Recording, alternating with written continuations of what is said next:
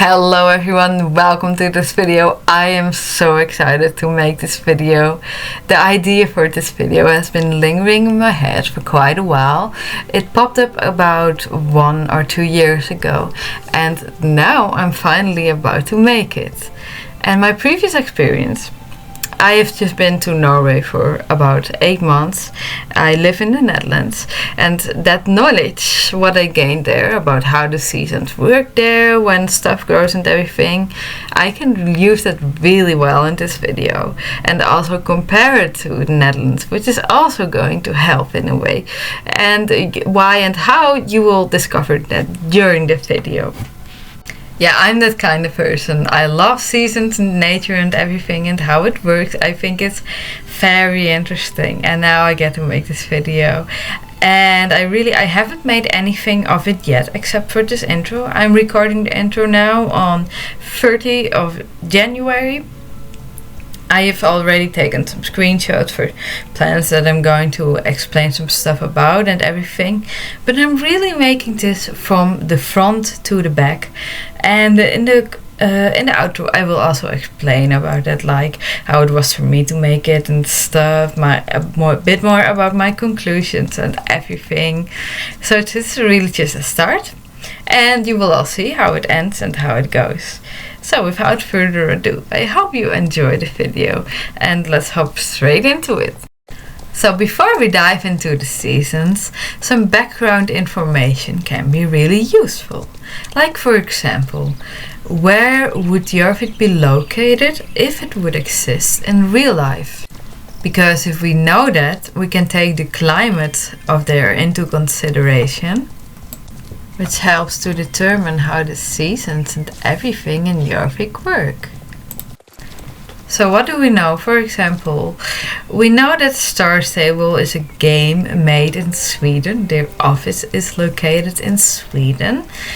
So it would come as no surprise if the Swedish and Norwegian climate and landscape and everything, if that's a source of inspiration for this game. Even though it's not said or really explained anywhere where Jorvik would be if it would exist in real life, there are clues.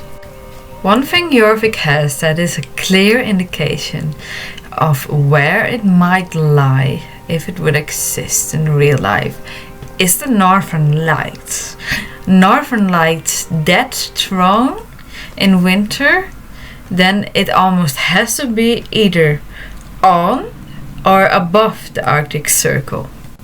Yes, it is also possible to see the Northern Lights below the Arctic Circle. That has actually happened a few times, even last year in the Netherlands, but those are exceptions. Like if you see it so regularly, like in Jorvik, so strong, so often, it definitely has to be either on or above the Arctic Circle. Yes, you can also see Northern Lights at Antarctica, but it's like around Antarctica. And Jorvik, you can see in the game the Northern Lights are all around it. If Jorvik would lie near Antarctica, I don't think the lights would be all around the island like we see now. Or Jorvik must be where Antarctica lies. But I don't think it's so likely. And that is because the light on Jorvik, it behaves a lot more like it does in the northern hemisphere than the southern hemisphere, where Antarctica is. I will show you on this amazing website, time and date. I found it someday and it's really educational and informative. Really convenient if you go to another country, a foreign country, or where if light behaves different. It's so informative. You can see how it all works. You see time, weather, time zone, sun and moon, rise, moonrise, moon phases, eclipses, night sky, everything. They don't sponsor me or anything. I show this because it helps me explain this point in the video. And so you see, Also because it's in the southern hemisphere. It's really interesting. In March there is actually the autumnal equinox instead of like it is for us in the northern hemisphere, the spring equinox. Anyways, as you can see, this is a sun graph for Antarctica, for this place in Antarctica. The light behaves so different. So this is all daylight. This is October, November, December, January, February, March. It's only daylight. So interesting how that works there. Then for a while, they only get civil twilight, then nautical, then astronomical, and then night. And that is so different. And it's really interesting, I think. But that is not how the light works on Jorvik. So I can definitely conclude that Jorvik is in the northern hemisphere. And on or above the Arctic Circle. So that already really pins it down a lot more where Jorvik would be if it would exist in the real world. And I will now also explain some more about the twilight, because maybe you've never heard of astronomical, nautical and civil twilight. So what are these different types of twilight? Maybe you've never heard of it before. I didn't too before I visited the time and date website. So it's nothing complicated, it's actually very simple. See the horizon? When the sun is above the horizon, you have daylight, as you see in this image. But when the sun starts setting, it will go below the horizon, and the twilight has just everything to do with how many degrees the sun is below the horizon. So you see with civil twilight it's 6 degrees below, with nautical 12 degrees, and with astronomical that is when it's like quite dark, but you see still some little bits of light in the sky. That's astronomical twilight. And when you see no more light at all, when we're that far away from the sun, then it's night. And then it goes the other way around again. This is a nice image of the different kinds of twilight. Then it goes the other way around. From night to daylight, it goes from night to astronomical twilight, to nautical, to civil, and then you have daylight again. So that's basically how the twilight works. Let's take a look at that now, shall we? Like Bude, it's about here. And assuming that the winter time we get in Jorvik, I don't think it's like the darkest point of it. Assuming that it's beginning December, because we always get it beginning December and then it's the same for the whole winter time. It would actually be really interesting for the game if it would be dynamic, the sunrise and the sunset, and that it would actually change like in real life, that it grows towards the dark and towards the light again. But I don't think they're gonna implement that. I'm also already really grateful for the winter that we already have in the game, but to add more of those elements, that would be amazing. Anyway, let's take a look at the sun graph for Bude.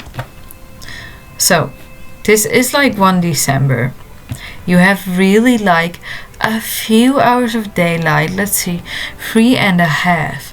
And to me in game, when you see that sun and sunset sort of, it looks really close to that, to be honest. Let's see how it's just interesting to see how it goes towards the darkest point, 21st of December. So it never disappears completely. Like you still have 84 minutes of daylight and some civil and nautical and astronomical twilight, but that isn't a lot. That is still quite dark. I'm curious how that is in real life though.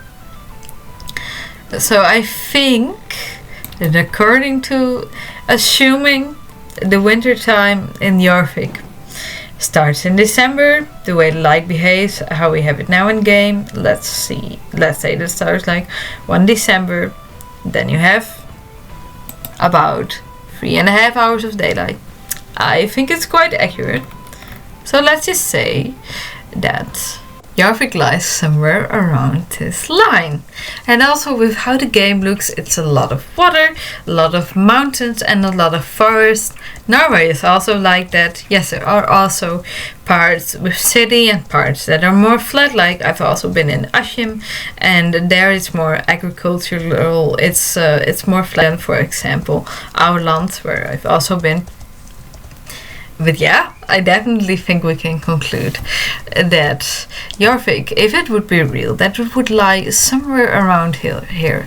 Not in the middle of the North Sea, like that would be crazy. I've seen clips of how high the waves can get there. Jorvik wouldn't survive. No, it's not high enough. So somewhere amongst this line. So I think either between here and here, or between here and here. But from Jorvik we do not see any other islands in sight, so maybe here. Although the distance from example from here to here, it doesn't seem like a lot on the map, but it will surprise you in real life how far that actually is. But for myself, I concluded Jorvik would be somewhere around here. I'm also curious about you guys' opinions and everything about this. Let me know in the comments. So the first piece of the background information is complete. Now the second piece about the unique laws of how nature works in Jorvik, because the Pandorian energy actually affects how it works. Before deciding to share this info in the video, I of course asked Helena if I was allowed to share this. It's always polite to ask if you can share certain information, especially from books that you have bought, and I got a yes, so that's amazing. She's so nice and casual with her friends, I love that. So first, this piece of information. There are different temperatures in Jorvik. As you can see, the air was cool on this September morning. Later that day, the temperature in Jorvik soared, and this was in September. So what we know from this, we have the regular months in the Jorvik, and we have differences in temperature. Like in real life, you have that too. Sometimes in the end of summer, beginning of summer, the morning can still be very cool, and then later the temperature rises, or it goes quite fast actually. Then around 12 or 1, it's like super warm in comparison to how it was in the morning. Also this piece again, we had snow in September.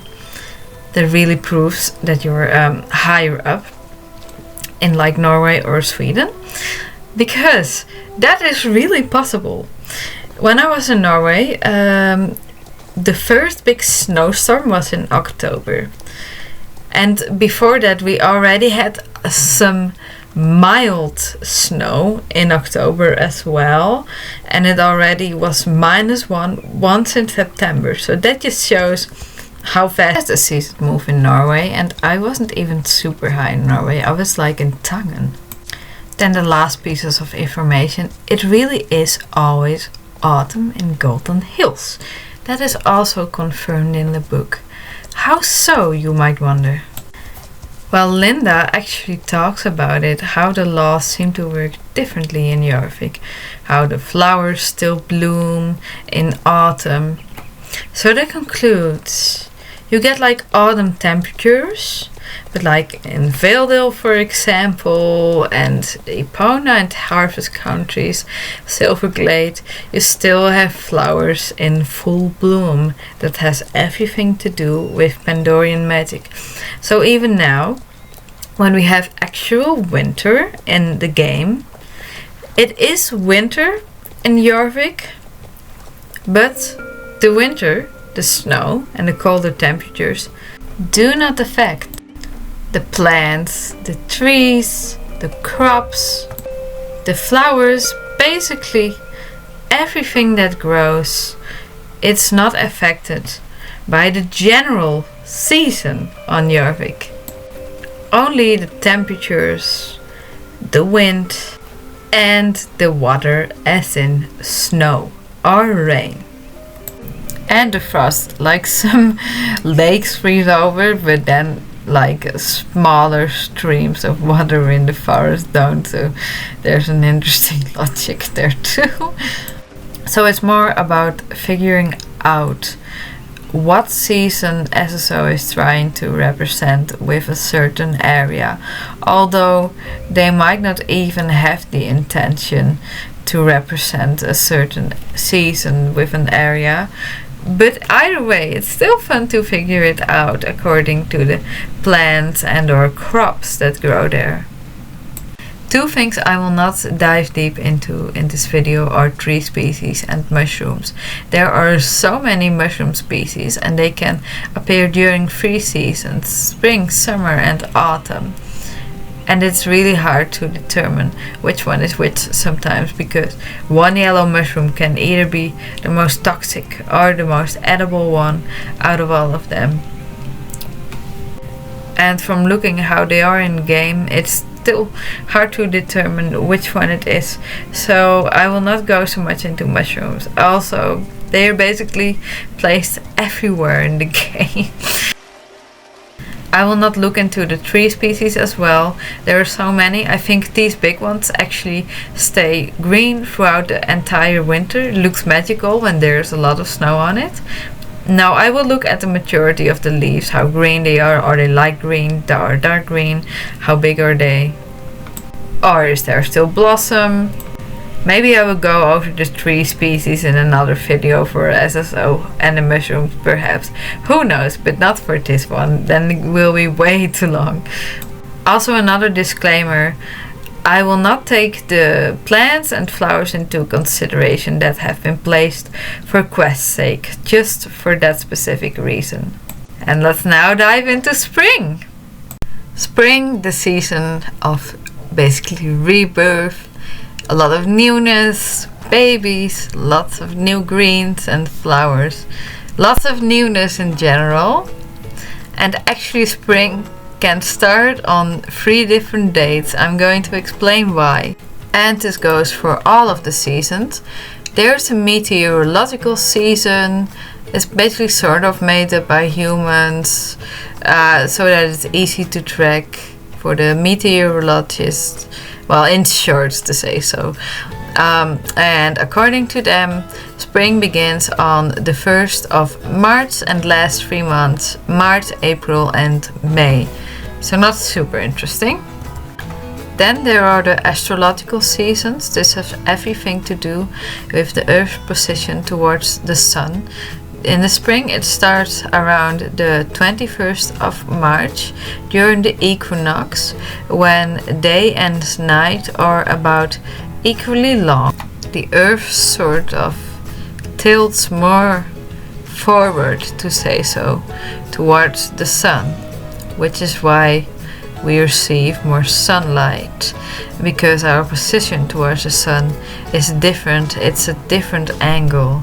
And towards the winter, it's of course the other way around. It tilts more back.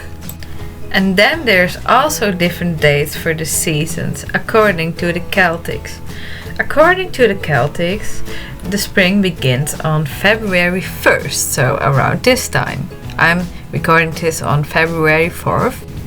It's called the Embolic and it has everything to do with gathering discernment, focus, what do we need to tend to, what is asking for my attention. In short, the Celtic seasons have everything to do with the increasing or decreasing amount of light, but there is much more that comes to it. And there's much more that can be said about that, but I'm not going to include all of that in this video. That's not necessary. You can look up that yourself if you want to. I will put some of the sources I used in the description. And to Norwegians, spring starts end of May. No, just kidding, but seriously. This is how it looked when I came 20th of April in our land. This is how it looked end of May. It was like spring just was coming slowly and then at once, boom, everything popped. Like everything so green at once. It was so funny to see. Quite a difference, because in the Netherlands everything slowly, gently pops up, but in Norway it's like boom, once. Hey, there's green. Something important to mention when I say for how long a plant is present, I of course don't mean that it is already full grown from the start, just when it blossoms and when it can be harvested, like end of May. A plant can be present but still be a very small plant, still having to grow, and like until September, then it's already full grown and ready to harvest, like that. So when I say present, I just mean the entire period. So let's start with researching in moorland, also for Pinta and silver glade, because it all looks alike. In general, it all looks very bright, very colorful. Those areas are definitely either spring or summer. We can already be sure of that. I do have to say beforehand, I'm not a plant expert. There are some that I really recognize and that I know, but if I misidentify a plant or flower, sorry in advance. But yeah, I just Google research based on its appearance, and of course it's possible that I misidentify some. I think I'm pretty accurate, but if you think different in the comments, let me know. Could be an interesting discussion. Anyways, let's continue now. This first plant looks most like a daisy to me, and it's present from April until September, so it could be either spring or summer.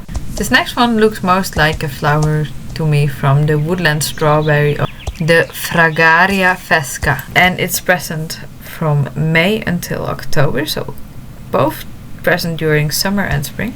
This one to me looks like a sea aster or Aster tripolium, which is present from April until June. So that is only during the spring. So that's another point towards spring. This plant looks like bluebells to me, which are present end of March until beginning of May. So that too is a point for spring. I identified this one as an evening primrose, and they are present from June until September, so both during the spring and the summer. This one is a tulip. I recognize it. There are quite a lot of tulips in StarStable. Actually, StarStable really seems to like tulips. Present from April until the end of May. Then about blossom, which is in trees, etc. And blossom can be seen a lot in moorland, for Pinta and silver glade, and blossom is usually present from end of March until the beginning of May, and this is a really big indicator of spring. There's even a big tree with a lot of blossom in both moorland near Mrs. Holtworth and also in the center of Virkorov, so this is definitely a big spring indicator. This one I recognize, I think a lot of other people too. This is reed. It's basically present the whole year, but it changes how it looks.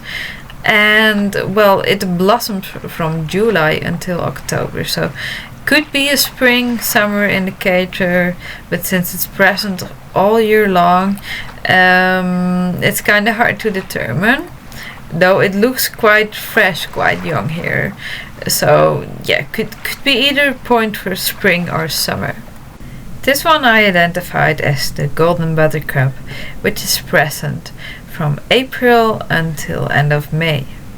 Definitely a spring flower. This one is really easy to recognize, the dandelion, which changes its appearance according to the season. The way it looks here, I definitely say it indicates spring. It's present from April until even November sometimes.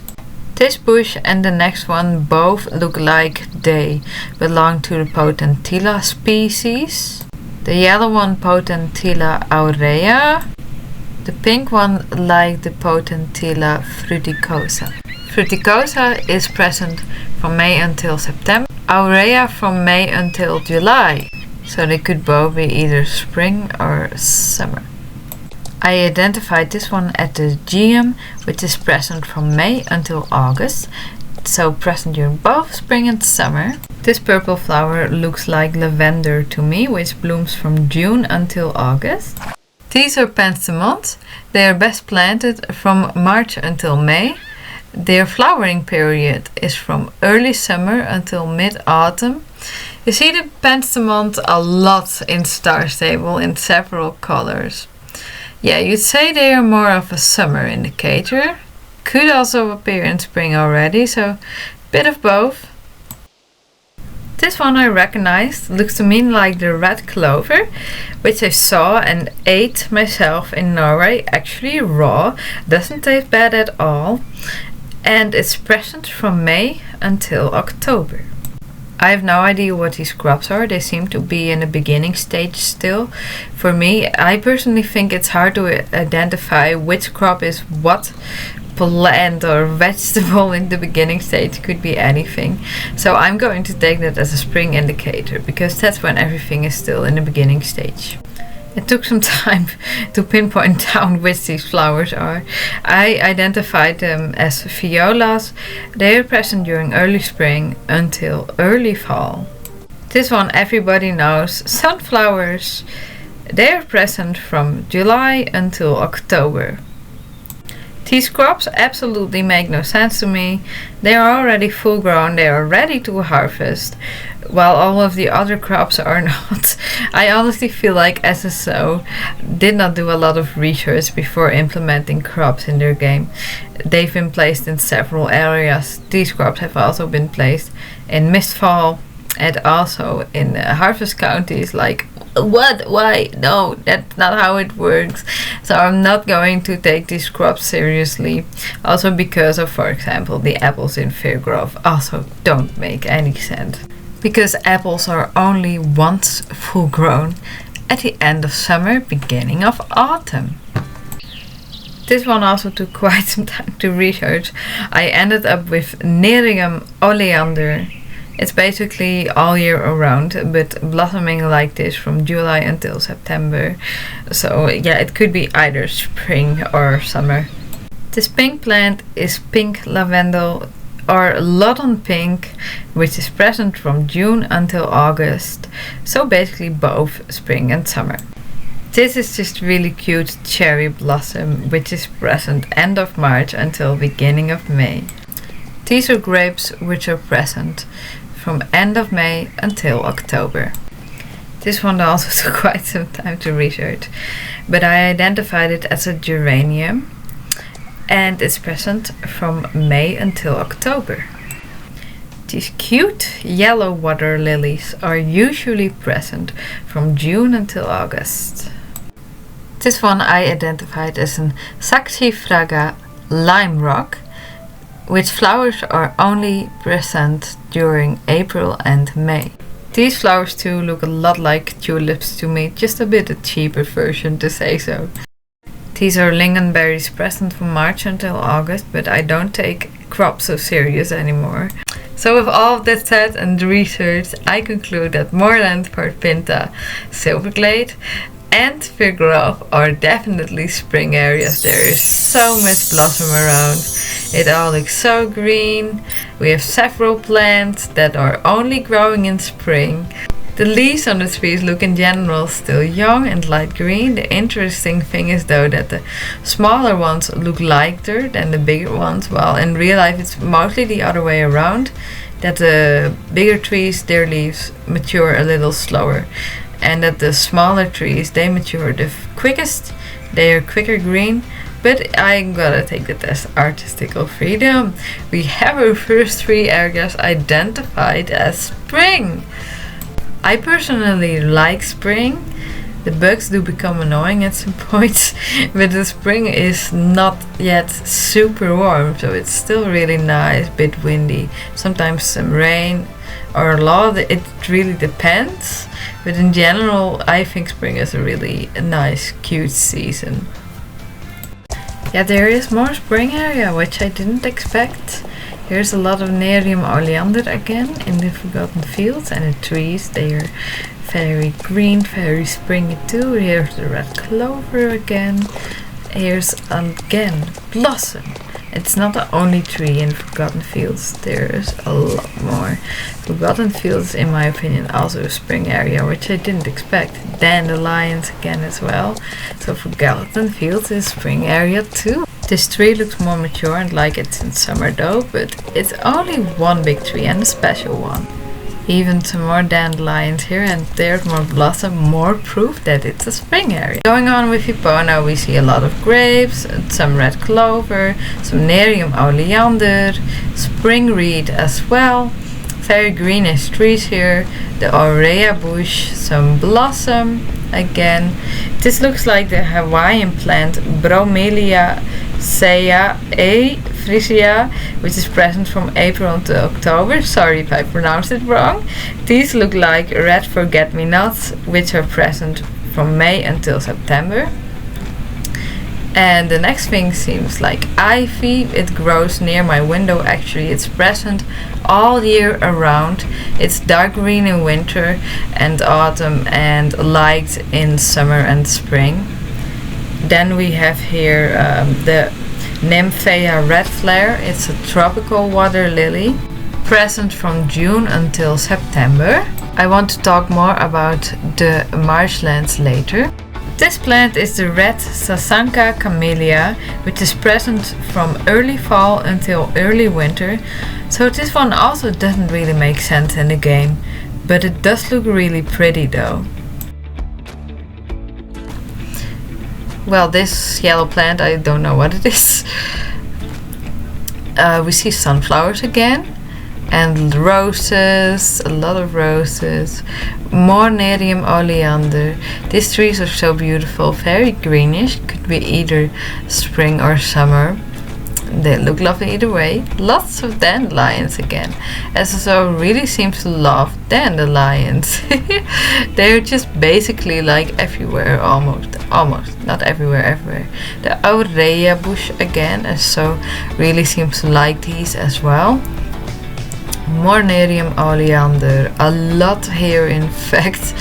More roses, a lot of yellow ones. You'd say they should be red there at the vampires. Wheat and sunflower again. Carrots. Again lavender and the reed. More lavender.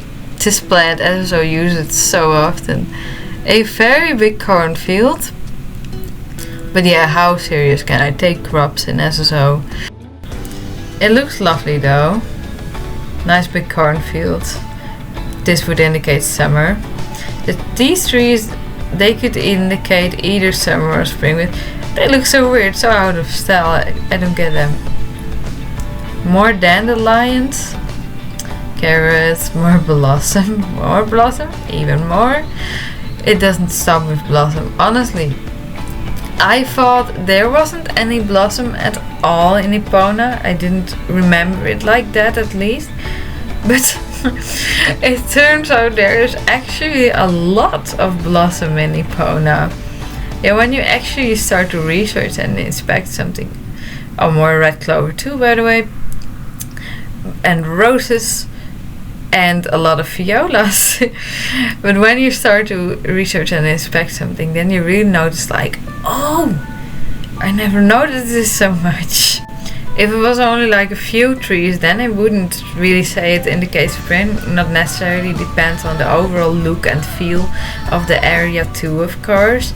Like if there are more summer indicators and there are like one or two trees with blossom, then it could also just as well represent summer, not necessarily spring. But the trees with blossom in Epona, it just doesn't stop. It is a lot more than I thought, than I expected. Even a big one here in this little village. Yeah, the Crescent Moon village, that was the name. Even here are some. And here on this beautiful mysterious pathway. So this is a very big indicator that this area is indeed spring, which I didn't expect, to be fair. Only the marshes don't really make sense, the mirror marshes. But there are apparently some marshes in Norway. Like the Hawaiian plants, the Bromeliaceae 3C. Yeah, I looked up how you have to pronounce it. Bromeliaceae 3C. but that definitely doesn't grow in the wild in Norway, such a tropical plant that thrives in warm climates, etc. I feel that is just artistical freedom, I think. SSO was just trying to, add a swampy area that looks really warm and moist because you can see the humidity there. I feel adding that area, making it look like that, it's just an artistic choice. Like, again, it's artistical freedom. You can make of that what you will. You can also take it as a summer indicator, but to me it just doesn't make enough sense. So with all of that said in research, I conclude that Epona too is a spring area. Seriously, with this amount of blossom, it has to be spring area. So that's another area in spring, one I didn't expect as well. Summer, the most sunny, introspective and extrovert season there is, full of activities, parties. It's all about doing, meeting, gathering, flowers in full bloom, having fun. If I had to give the seasons an age, I'd say spring is like the baby that grows into a child, and summer that is like more about puberty, like there is maturity and a lot of potential, but you're not that mature yet, you're not there yet. The meteorological summer begins on the 1st of June. The astrological summer begins around the 21st of June with the longest day and the shortest night. According to the Celtics, summer already starts on the 1st of May. Then they celebrate the Beltane, about expanding into potential, about flowering, blossoming, what potential is wanting to flower, what risk do I need to take. Now let's continue with the next area. In this part of the harvest counties we see dandelions and blossom in the trees too. This one is a bit difficult to identify because it could also just be blossom, or it could be, for example, a snowberry. That's how I first recognized it, as a snowberry. Snowberry blossoms between June and July, and during the winter and spring it's more like a berry, like this.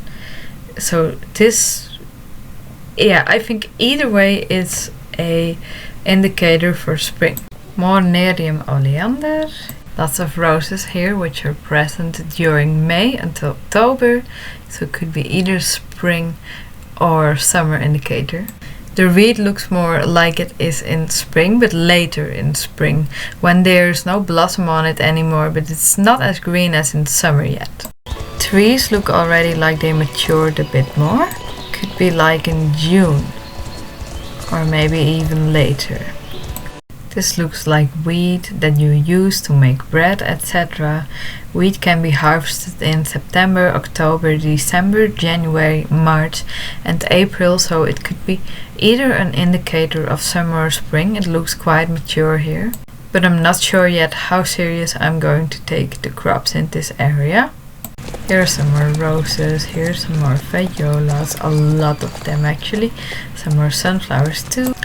Lots of pumpkins. Pumpkins are actually present from July until October, so that's mostly an indicator of summer. It was hard to identify this flower. I think it's a coreopsis and it's present from June until September, so it's a summer indicator. The trees here look very springy. We have more roses also in the city, even tulips and red clover again. Here in the beginning you will see that along the way you can actually see like 6 trees with blossom, the small ones. But how heavily will I weigh on that? Because SSO seems to really like these trees. They are also a lot in another area. So how seriously should I take them? Like, does it mean spring or does it not? It really depends on all the other indicators and the overall feel as well. So what season is this particular part of the harvest counties really? At first I thought it was hard to decide, especially when I discovered that the Forgotten Fields is actually spring. I was like, no, I thought this whole entire area was meant to represent summer. And then it wasn't, and I had to rethink everything. But either ways, that doesn't matter. We have a lot of indicators for summer actually in harvest counties in this particular part. Like the plants that are there, the red clover, the dandelions, the roses, the coreopsis, and the Nerium oleander, they are all present in summer. Only the tulips and the snowberry only appear in spring, but the snowberry I'm not even sure of, and the tulips have been planted. With all of that said and research, I conclude that this is a summer area. Yes, there are 6 trees with blossom, but the overall feel and all of the other indicators suggest summer to me. Of course, you can see it as a spring area if you like, but to me, seeing it as a summer area makes the most sense. Even the crops make sense in this area too. Next up is Southhoof. We already see lavender and the big apple tree. Let's see if it actually makes sense in this area. Carrots too. Something we haven't seen elsewhere in the game, which makes it unique in the game. This is cotton.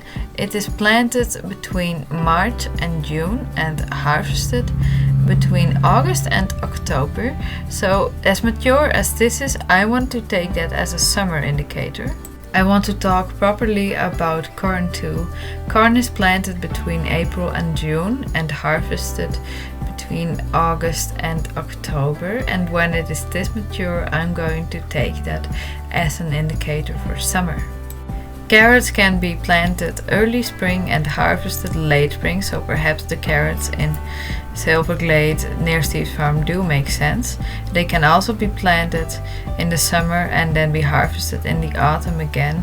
I tend to take it as a summer indicator because in Norway spring starts really late, the ground is still very cold in the beginning.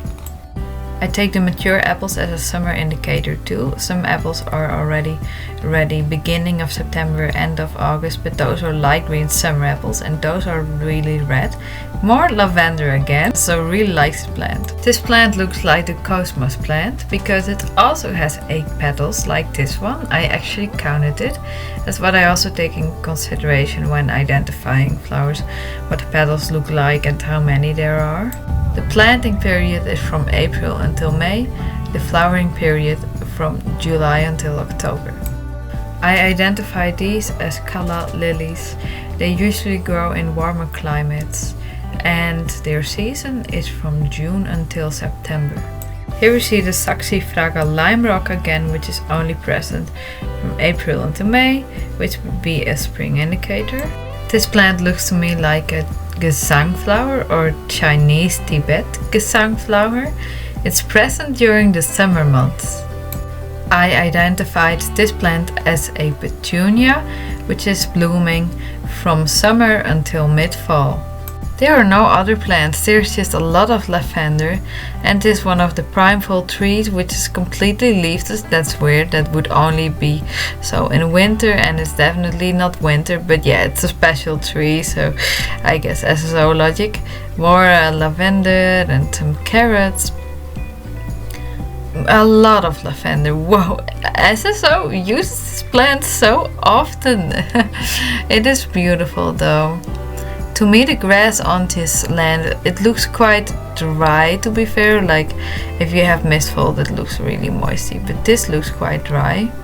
So with all of that said and research, I conclude that Southhoof is definitely a summer area. With the crops and the plants, it just makes sense, and the ground also, it looks quite dry. You have that at some point in summer. It can even turn yellow at some point, the grass, if it's really hot and dry for a long time. Yeah, Southhoof is definitely summer. Of course, it is yet to be updated. I'm curious how it will be when SSO updates it, because it's a mix of generation 2 and 3 now. The crops are like generation tree, but like the land and the runestones are still generation 2 or even 1.5 maybe.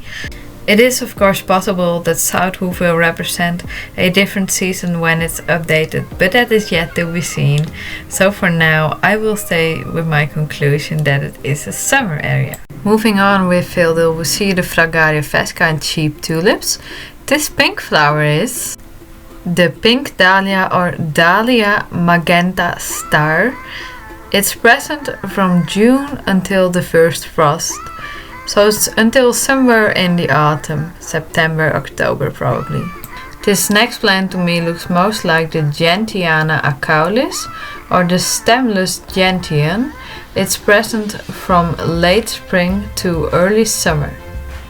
This plant has the exact same model, so I'd say it's also the stemless gentian, except they don't seem to appear in orange. So I'm going to take that as artistical freedom, as it's the exact same model. I identified this plant as the Mara oregana calflora, which is present from spring until late summer. So basically I think like April, September. This looks like a closed balloon flower. When they open they look star-shaped. And it is present from June until August. So this very fake plant, I couldn't find it at first, but I did later.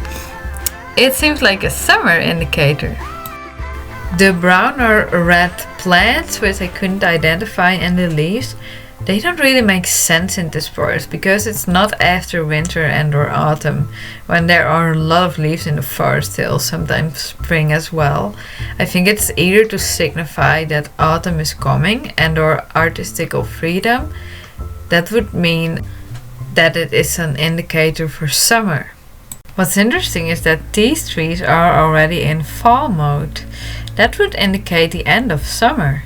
Lingonberries below are also present during end of summer. You see the Potentilla aurea bush again here, and again a lot of lavender. Also the pink one, pink lodon. SSO really loves this plant. Also the woodland strawberry flowers again. I want to talk a bit more about the berries in the trees here as well. To me they look most like the stone bramble berry, which is ready to pick in July and August. Another interesting thing about Valedale, which occurred during the Whimsy quest with the wild horses, is his dialogue. It shows that Hemera and Anthea are apparently fall creatures who can influence the daylight and the colors. So is it maybe just because of them that there are red leaves, sort of red plants, and a few trees already being in autumn mode? I wonder why they are not actually in Golden Hills if they are fall creatures. I identified these as the Anemone nemorosa. They are present from early spring until fall, so March, October. They thrive in late summer. Could make this a summer indicator. They are very much present in Valedale. I've also seen them a lot in wildwoods. There are also a lot of pentstemons in Valedale, which I identified earlier in Moorland. And yeah, they can appear during the spring, but their main blooming or flowering season is summer. So it can either be summer or spring, but I take it as a summer indicator. More woodland strawberry flowers. Also a lot more of the cheap tulips, but it looks really cute here. Considering the trees, they look really mature. There's no blossom anymore, not anywhere. They are quite dark green already. This is definitely how trees look in summer, definitely towards the end of summer. So I take it as a big summer indicator. More dandelions, lavender, a lot of anemones in this whole forest, and the purple cheap tulip. SSO loves all these plants a lot. I identified this plant as the baby's breath. It's present from July until August. Lots of summer reed here in Valedale. This bush too looks like the Potentilla aurea, but it has just already turned more yellow, so it's already going towards autumn, the end of summer. Some more London pink here, or pink lavender, carrots with their flowers. More penstemons and nerium oleander. And for the rest, there are so many roses present in Valedale too. It are a lot, but I think it looks beautiful. They are of course present during the summer too. Here are some more. Yeah, they look lovely. So my conclusions for Valedale. This one was easier than the previous two. It is late summer. There are so many indicators for summer. Barely any for spring. And especially for late summer. Especially with the color of the trees already. Valedale is just simply late summer. And I didn't expect this at first, but I've been in this area for quite a while now. With the Runaldi and Whimsy Path, a lot of people. And then you already start to get an impression, of course. I noticed no blossom or whatsoever. So I already had a mild indication that it would probably be summer. Next up is Ritu Shandi. I'm going to be a bit of a tease and not tell you yet what it is. The images that are being displayed do provide a clue, and I will provide another clue. There are 4 of them. I will tell you at the end of the next area what the Ritu Shandi actually is. Now on to Wildwoods. We see here the red clover again. These are blueberries present from June until late October. You can actually pick them in the wild in Norway. I ate a lot raw. They were so good. This is really my favorite fruit. And there are so many bushes. You can't pick too many. Of course, I mind that I don't take too many. I want to leave some for the animals too. But really, there are a lot. Since they look so mature here on Wildwoods, I would definitely take them as a summer indicator. Yeah, like at least in July or August, that's for sure. These pictures are also actually my own. I made them in Tangen. It was so lovely. I think this plant was designed by SSO themselves, kind of like a fantasy plant influenced by Pandorian magic. The only similar thing I could find is a Berberus X Lonogenis, but for the rest, there's nothing that really looks like this plant, and there are a lot of it in Wildwoods. But yeah, I think it is just a fantasy plant. Otherwise it's present from March until fall, could be either a summer or spring indicator. Further we also see some blossom here, and lingonberries again. Blossom could mean spring. It's definitely a spring indicator, and lingonberry is definitely summer. It is mature. Again, some London pink or pink lavender as well. Here are some more of the fantasy plants. Lots of pink nerium oleander in Wildwoods, which is very fitting. More London pink as well. And here are a lot of anemones, which could be either a summer or a spring indicator. And if spring, late spring, the lilies and dandelions can also both be present during the spring and the summer. On a rare occasion, the June is present here as well. It's not a lot in the game. It fits really well here. It's both present during the spring and the summer. This one looks a bit weird, kind of hard to identify, but I in the end chose the pink cosmos, the dark pink one, because the form of the petals, it looks similar. Yeah, I know the pink cosmos, it has like 8 petals. And this one seems to have 10, but it's a weird flower really. So I'm just going with the pink cosmos. And it's in season early to midsummer. So again, a bit in between. It could both be a spring or a summer indicator.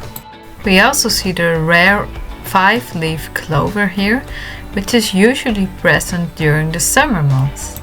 Here we see more of the fantasy plant, more of the lilies, beautiful.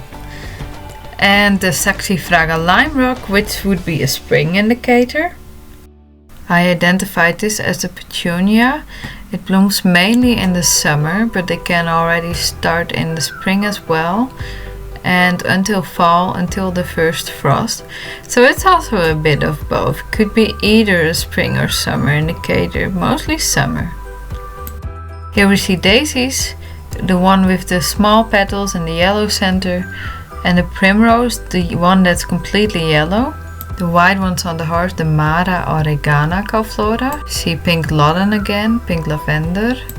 These pink ones look like a peony to me. They bloom from late spring until early summer. I identified this one as the prairie rose, which is present during June and July. Here we see violas again and full-grown pumpkins and carrots, and sunflowers again as well. More Nerium oleander, full-grown salad.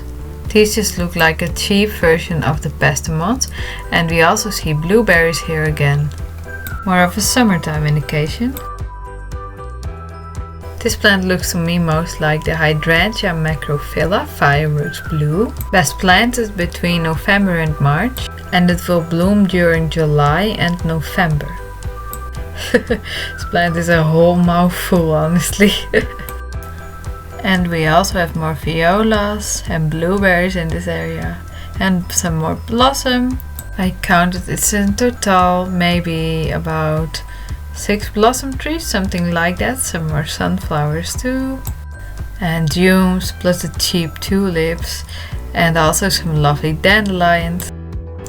And what do we make of the trees? The trees still look light, but already darker. They are already more maturing, more of a summer indicator, but there are also some trees with blossom, which would indicate spring. They are all full-grown crops as well, ready to harvest, but I'm not yet sure about how heavy I'm going to take those into consideration. So for now I conclude, as it seems to be a mix between summer and spring, I conclude that this area is a Ritu Shandi season, but that is actually a joint between seasons in Ayurveda, a Ritu Shandi season. In this case, between spring and summer. It's nothing complicated, it is just a transition from season to season. If I really had to pinpoint it down to one season, I would say summer, because the majority of the indicators point to summer. But this time I don't take the crops as heavily into consideration. I did in the harvest counties. I took it stronger into consideration than now, because it made it feel complete, like taking them serious along with all of the other factors in the harvest counties. That felt good, that felt like it made sense. But here it feels different. It doesn't make as much sense. I really strongly feel that it's one of the joint between the seasons, Ritu Shandi, or summer. And it is also up to you, of course, with all and everything researched. You can decide for yourself whether this area feels to you more like summer or spring or like Ritu Shandi.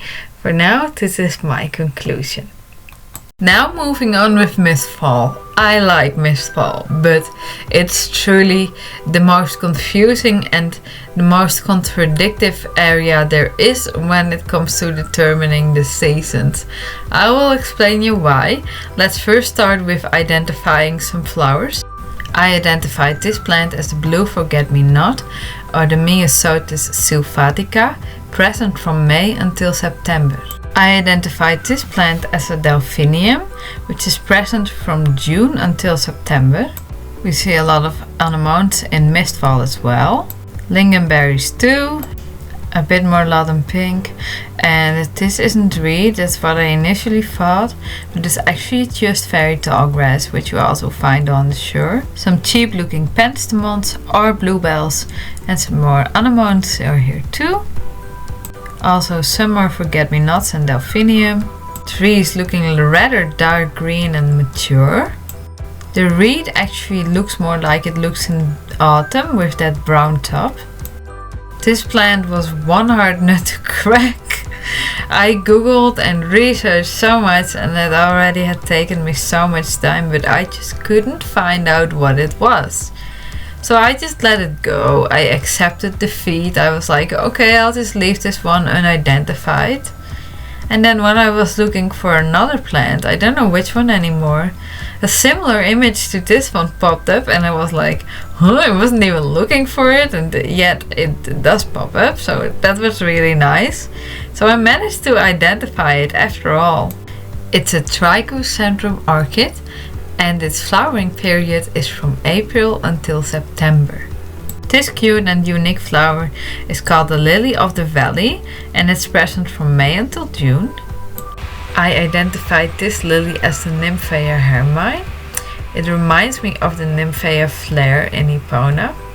It is present from early summer until early fall, so June, September. Here we see more anemones and penstemons. Also some pink lodan again, pink lavender.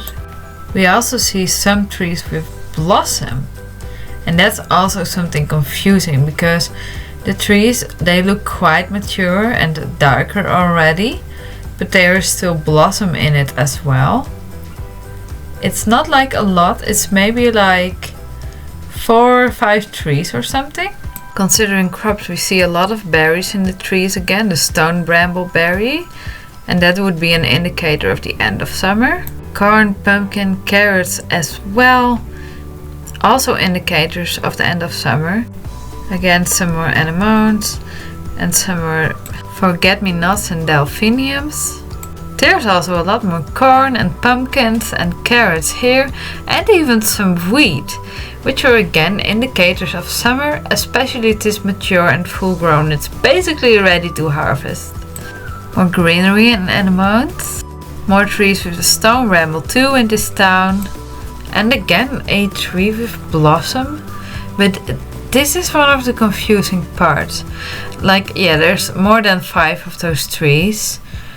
They have blossom, but they already look quite dark, and that is a bit odd.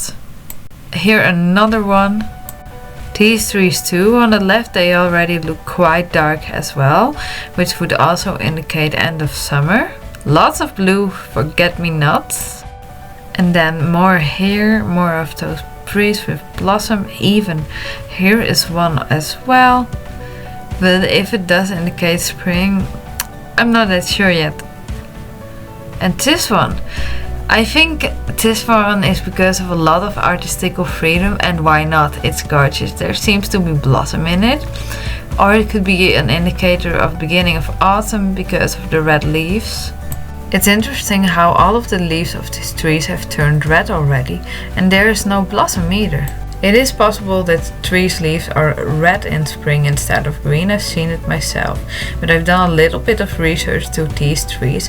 They seem to start green in spring as well, so it could be a late summer or beginning of autumn indicator. Here are a lot more mature blueberries, lilies of the valley again. Also more lodan pink and more trees with blossom, 2 small ones here. The next 2 could be either spring or summer indicator, the pink lodan or pink lavender, and some roses only at this place.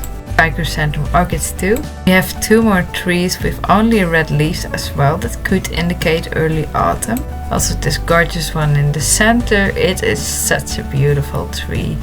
I also have the Saxifraga lime rock again. I feel SSO likes to place it near signs or passageways. So after some thinking, feeling, researching, I for myself concluded what this area is supposed to represent. I feel that SSO is trying to represent spring with it, though that is not my conclusion. But with the blossom in the trees, and especially those white trees with the red leaves that look so special, I feel like they are trying to represent spring with that. But I am not convinced. I might be wrong, of course, because I don't know what SSO was actually trying to represent with this area, which season. And it's also very well possible that they were not trying to represent a specific season at all. Now, I don't know based on what ideas they designed their areas, etc. Or what, yeah, I don't know what's all behind it. I can only guess from my impressions of the area. That is my impression, that SSO is trying to represent spring with this area. However, the contradicting elements tell me another story. The trees are already so mature and not just green, but dark green. And then there are also trees with only red leaves, no sign of blossom too. And they are usually green in spring. They don't start with red leaves already, which is possible, but not these tree species. Something else about this area, it also looks quite moist, and there are very high mountains on the left side. So I also think it takes some time before the damp rises up after rain. Like, it can be trapped there for a while. Maybe that's also why it's so foggy. We also see towards the autumn though that the soil and the grass, the ground, that it gets a bit more moist again. Not like on South Hoof in the summer where it is so dry. It doesn't necessarily affect the trees though. Like, if you have like maybe a week of rain in the spring, the trees or the leaves of the trees, they are still light green. So I don't think the trees are all dark green here because of moist and humidity. Then we also have really full grown crops that are ready to harvest, and also the berries which seem ready to be picked. All signs of the end of summer or the beginning of autumn. Most of the plants can grow either in spring or summer. Only not the Saxifraga lime rock. But I explained that I really feel like SSO just likes to put that flower at signs and or passageways because it's present at more signs, and I agree with them. It looks really cute. And then there's of course the trees that do have blossom in them, but that are already dark green and really mature. So I think now you understand how this area has so many contradicting elements. It's why it was really confusing to me, like, oh, this is that, this is that, this is this. I was like, what is this? To me, the spring indicators are not strong enough, and there's a majority of summer, especially late summer indicators, and also a few of autumn. So my conclusion is that this area is another Ritu Shandi area, but this time between summer and autumn. And to me that makes so much sense. Just everything of this area all together, the crops, the grass, the trees, the colors, it all makes sense when it is in the in-between season, the joint in-between seasons between summer and autumn. I guess I'm just going to take the blossom in some of the trees as artistical freedom. Yes, so this is my conclusion for this area. I'm really curious to what you guys think. It might just as well feel like spring to you, and all of that is more than welcome. I think this area is actually the most interesting one to discuss. But for me now, I stick to the Ritu Shandi in between seasons, between summer and autumn. Autumn. This is exactly how autumn feels. That nice, long exhale after the full and busy summer with so many interactions and activities. And it's also how it feels in this video. That is so interesting. Because the previous areas, it was so much work, so much researching. A lot of work that had to be done. But now that I'm at the autumn part, it's so easy. Because it's very obvious which area is autumn in Jorvik. Same for the winter. So now it feels like I am almost done. I can relax a little more. That's exactly how it feels when autumn starts. Autumn is definitely all about maturity. Everything in nature is mature, and comparing it to our human life cycles, it's also during our mature life years. When that is, yeah, who can tell? Are you mature in your 20s, your 30s, or your 40s? Personally, I feel like 40-year-old people are mostly quite mature, but it depends. That's a whole different topic we can discuss a lot about. Not going to add all of that in this video. It's already quite long. Oh, and if you follow me for longer, you know that this is my favorite season. It has Halloween, it is colder again. I prefer the cold. And the colors, the vibrant colors of autumn, so beautiful. The sunsets are so gorgeous. At some point it feels like it's just a sunset light all day long. The vibe is more, it's darker, it's more mysterious. Yeah, autumn really, it's a vibe on its own, honestly. Let's now talk about when autumn actually begins. The meteorological season begins on September and ends on the end of November. The astrological season begins during the second equinox of the year, around 21st of September, when the day and night are again about equally long. Usually one is 12 hours and the other 2. But then, of course, for us in the northern hemisphere, it starts getting darker and darker. According to the Celtics, it starts on the 1st of August, when they celebrate Lugnasa, about harvesting and celebrating. It's about gathering, celebrating what is to be celebrated and savored.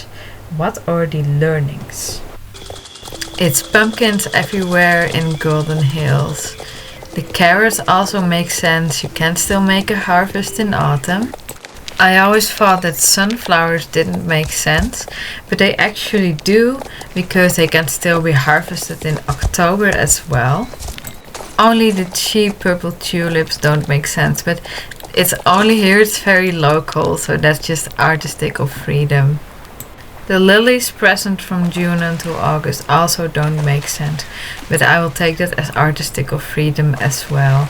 I mean, they blend in really nicely with all the other colors, so I understand why they picked that. The reed here also doesn't look like the autumn reed in Mistfall, but the same thing, I take that as artistical freedom, blends in really well. I never really get why, and still do not know why the light is so golden here. I think it's just because it's called Golden Hills and to signify that autumn is a golden season. There is more to be said about the deep blue sky though, but I will do that later in this video. Of course, the state the trees are in very clearly signify autumn. I mean the yellow, the orange, the red, and even still some green ones. Yeah, it's so obviously autumn. Couldn't be any other season. All these leaves on the ground. Oh, I love it. I know we're going towards spring, but I wouldn't mind if it already would be autumn now again. I love that season. I'm already longing for it. The swamp is a bit odd. The trees are completely leafless and the bushes too. You'd say that indicates winter. Of course it doesn't. Golden Hills is so clearly autumn. And this is, after all, a weird magical place with a lot of will-o'-the-wisps. There's some logic to it though. You see, there's no daylight in the swamp. It is dark all the time. So these trees, they basically don't get any sunlight, not at all. So it's no wonder that nothing grows there. Yeah, it is an odd, magical fantasy place, but there is some logic to it as to why the trees do not have any leaves on them. It's interesting, the green tree, we also see it in the Storm Garden in Epona, and I remember before Epona got updated, there were actually autumn trees in the Storm Garden there. It's interesting. I wonder what's up with that Storm Garden, because only in that very specific place in Epona, the trees or the leaves of the trees seem to be one season ahead. So I wonder why that is. That's a little off topic, that's a little interesting mystery next to all of this. Some late stone brambleberries here. Like with the blueberries, some berries are still present in autumn as well. This place is so interesting with all of these blue mushrooms, Aiden's whisper, and the sky being dark there all the time. It's of course fantasy, magical place. I love it though. It fits Golden Hill so well, and the autumn season full of mystery and everything. Oh yes, I want more autumn area in Star Stable. I'm waiting for Mystic Valley. Let it come today, or at least this year, please. Or Dino Valley updated. That would be great too. Now the next thing about the phenomenon in autumn, about the deep blue skies. I always wondered, like, how is it that in autumn the skies are always so deep blue? It has to do with more factors. One of them is that there is less humidity. The air doesn't hold as much moist in the autumn. So because there is less haze and clouds, you get a much more clearer view. The sun is also in a lower position towards us, so there is more sky between us and the sun. And naturally, because of that, we also get a lot of more blue light. But in autumn, it's actually violet though, because our eyes' physiology is more sensitive to receiving blue light. The wavelength of green and blue light is shorter than violet and red light, which we see more during autumn. Because we have less sun, the more blue and green light we have as well. It also has to do with Rayleigh scattering. It's scattering of light through particles that are smaller than the wavelength of the light. Basically, less humidity, less sunlight, more distance from the sun is more clear blue sky. That's how I summed this materia up for now. It's quantum physics. There's more to be said about it. This information is new to me as well, but I think it's very interesting. If you want to know and read more about it, I have shared the article I got the information from in the description. A little bit about Scarecrow Hill. Of course, the purple magical filter, that doesn't make sense. I've never seen light like that in real life. But it does in Jorvik, because there's Pandorian magic interfering with nature. And for the rest, the leaves and everything on Scarecrow Hill, that does make sense. But yeah, Scarecrow Hill is just another really interesting, bit magical area. And that was all I had to say about Golden Hills, the absolute autumn area in StarStableOnline. I want more. I just love this so much. Yeah, unpopular opinion. I like Golden Hills a lot more after the update. I don't know, old Golden Hills, I didn't like it as much. But at the time, autumn also wasn't my favorite season. That has changed. I think at the end of my teenage years, I started loving autumn more than summer. Because I remember at first spring and summer were always my favorite season. But at some point I preferred the calm, more introspective, mature autumn. Winter, basically the season of death. It's the darkest, the coldest, most introspective, introvert season there is. About reflecting, mourning, but also gathering. And originally hibernation, but nowadays we don't have to do that anymore. I do feel like that sometimes though, like I just want to have a big long winter sleep. Comparing winter to our life cycle, I'd say it's our elder years. Yeah, that too is the question, when does that start? When you're 60, 70, 80, 90? Hard to say, or just when your hair turned grey. But some people's hair already turned grey when they're 50, so it's hard to say. But let's say in the last 10 years of your life, before death, everything in nature is deaf too. Most of it at least. There are some plants that can actually take the frost, and some trees, like some leaves of some specific trees stay green all year long, even in the winter. It's miraculous, honestly. The meteorological winter months are December, January, February. The astrological winter starts at the darkest day of the year, shortest day, longest night, around the 21st of December, until the first equinox of the year, around 21st of March. According to the Celtics, the winter starts on October 31st or 1 November. Then they have the Samhain, which is about darkness, disruption, the void, emptiness, loss, what is no longer serving me, what needs to die. The winter area in Star Stable is very obvious. It's of course Dino Valley. It really needs an update. And it's really true to winter. It's just no plants really. Everything is just dead, to say so. Leafless trees and stuff. I'm looking forward to the day it gets updated. I must say winter. It feels like peace to me. It's just the atmosphere, the vibe. It's so calm, so peaceful. There are less people out. It's so lovely to take a walk. It can be very cold. Sometimes the cold can be a challenge. I can take the cold rather well though. If you don't have snow and frost, then it is really boring. Like in the Netherlands, we don't have a lot of snow and frost anymore. It's usually just gray, around 4 degrees, and rainy. It's really boring. I'm so glad I got to experience winter in Norway finally with a lot of snow and frost. Oh, I loved it. That's basically all I had to say about the winter. I'm pretty sure Dino Valley will remain a winter area after its update. I wonder how much it will look like Winter Village, if there will be Northern Lights too, or if it will look a bit different than Winter Village. We'll see.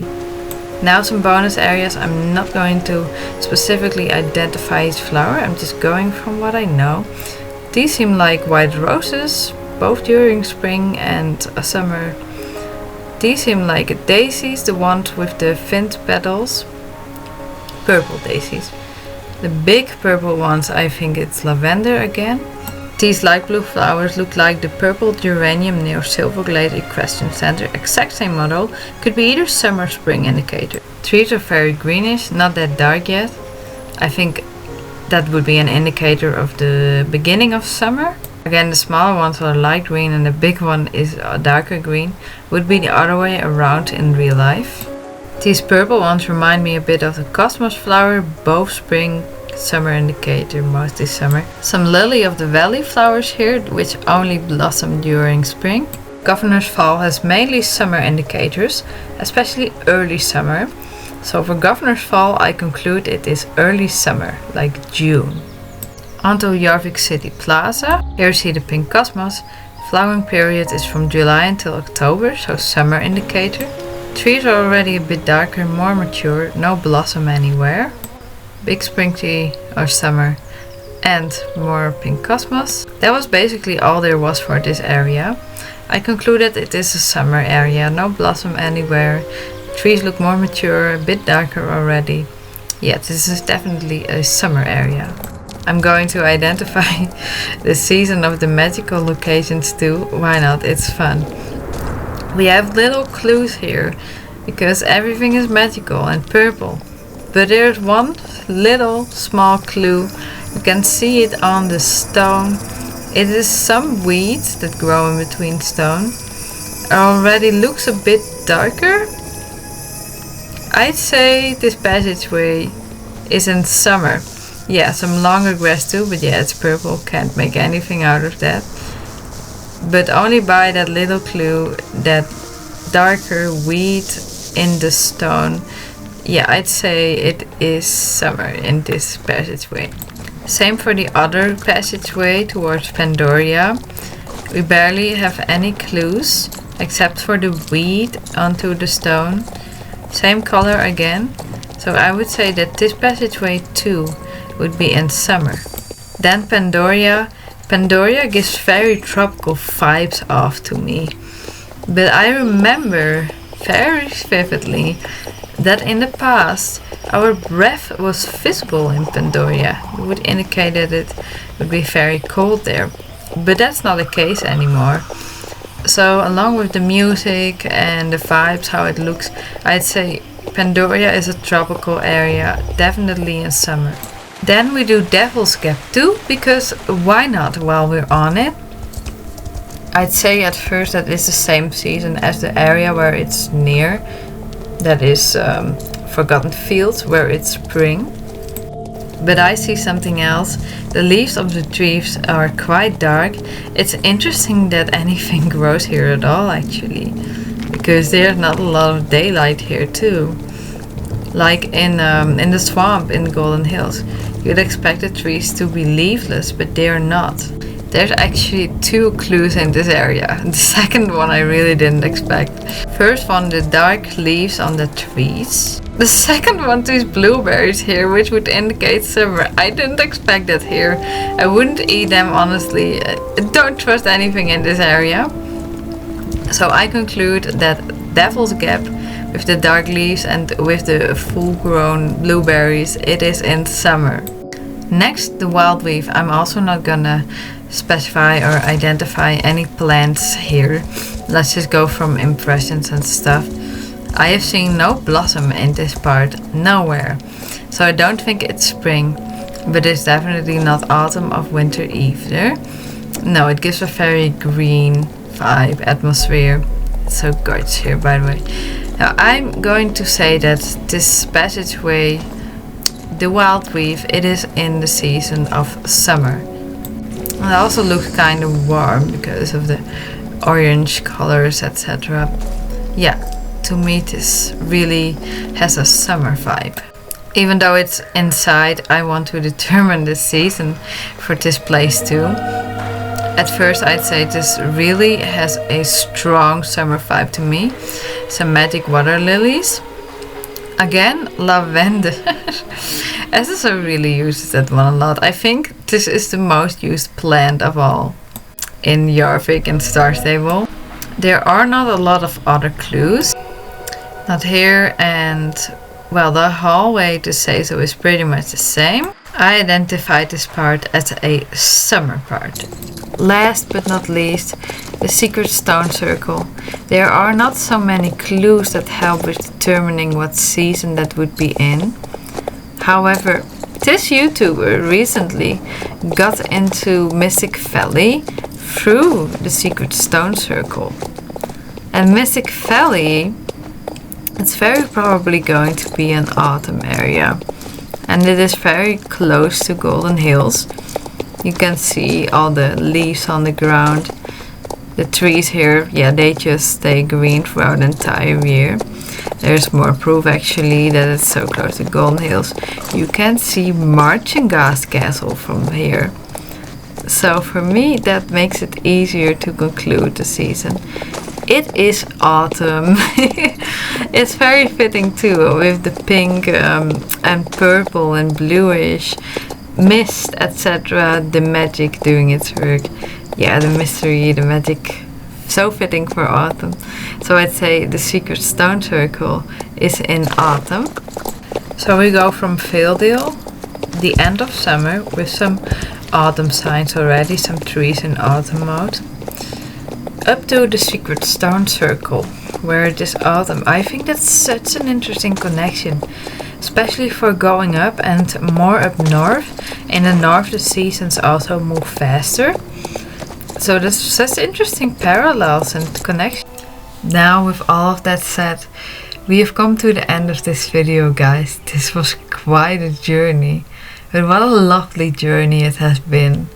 This really was a passion project. I am recording this outro now on the 10th of February. So this is the 11th day that I'm working on this. I started on the 31st of January. Oh man, it was a lot of work, a lot of research, but I loved it. Sure, there were some frustrating moments, or when I felt like, oh, it's taking me so long to research what this one plant is, or oh, I have to rethink everything. But that's all part of the process, and that creates growth. I noticed my growth too. During the spring part I was still a bit searching how and what, but I was already a lot smoother during the late summer Valedale part. But I'm leaving it in the video as it is to show that to you guys as well. So it's actually it's only good. Always finish something, because there will always, even with a passion project, there will be moments that you're like, oh, this is not so nice. But don't quit, complete it. You will feel so satisfied at the end. I definitely do now. And I didn't know how long this video was going to be. It's become quite long, but I'm going to let it be long. For all of the time and work that I have put in this video, it deserves to be long. All of it deserves to be watched. I may later split up some of the parts of the video and upload them separately, like maybe each season and stuff, but I'm not so sure about that yet. I might also not do that at all. I will see about that. Tomorrow I will watch my whole entire video to check if everything is right, and then I will upload it and also make the thumbnail. I usually don't really like making thumbnails, but this one, it has to be a good one. I don't want to do that in a haste. So then I will in total have worked on it for about 12 days. Oh, that's almost 2 weeks. I didn't expect that. At first, I actually planned for this project to let it go along with the seasons. I plan to do the spring part in spring, to make that part then. To make the summer part in summer, autumn part in autumn, and winter part in winter. And then to upload it in winter. So to spread out the whole entire project over a year. But yeah, once I start something, I just want to finish it. I just want to do it. So that's why I've done it in about 2 weeks now. Who knows, maybe in the future I will do such a big passion project for Star Stable too. I mean, within the Star Stable universe. For now, not. I wouldn't know where it would be about. Like I mentioned earlier, maybe someday I'll also make a video about the tree species and Jorvik, and maybe also the mushroom species. But not anytime soon. The next thing I will go on with is the path of Terra, and I will make videos about that too. So that's the next thing I'm going to focus on with this heart, green heart that I'm riding now. That's all I wanted to say for this outro. Thank you so much for watching. I hope you enjoyed it a lot, and I hope to see you again in the next video. Have a good night, day, morning, evening, afternoon, whatever time it is for you. Bye!